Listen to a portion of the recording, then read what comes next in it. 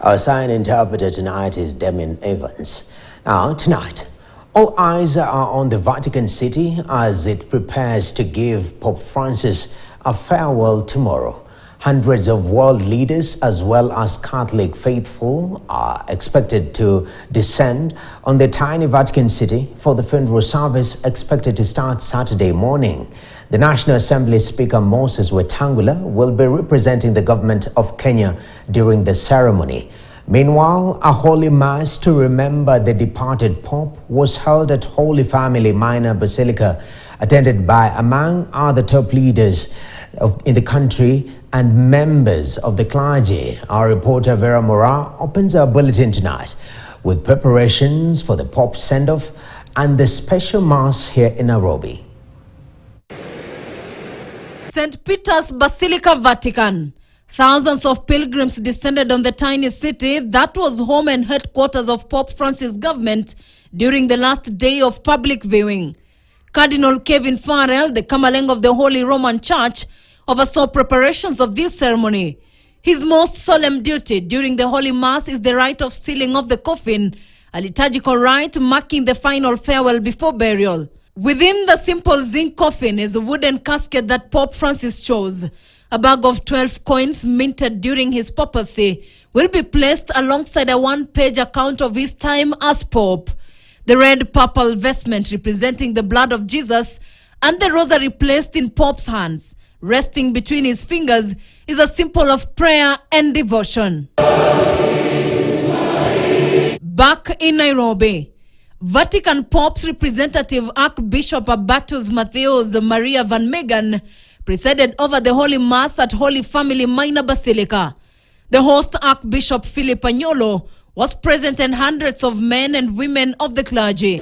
For a shepherd who walked humbly with his God and who led the church with courage, compassion, and unwavering conviction.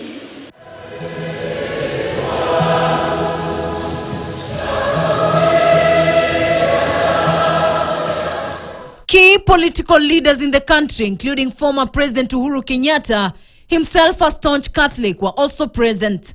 The former president recounted his meeting with the Pope when he visited Kenya in 2015.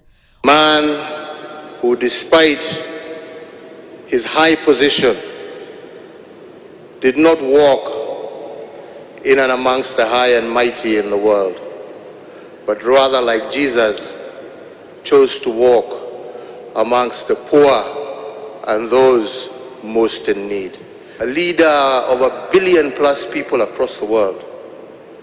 But this person who he chose to engage with, he followed up with them even after he left Kenya, communicating with a person, engaging with a person. What greater show of humility can you ask for a man? Also present was Chief Justice Martha Koome, who represented the government of Kenya. The legacy that our Pope has left and the seeds that he planted, seeds of love, championing justice, seeking peace, traversing the entire globe.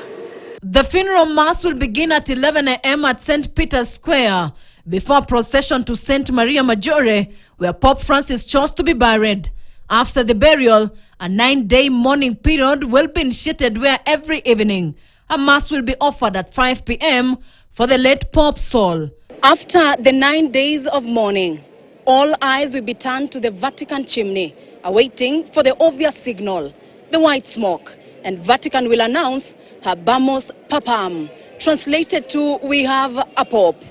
Vera Mora from Holy Family Basilica, Nairobi.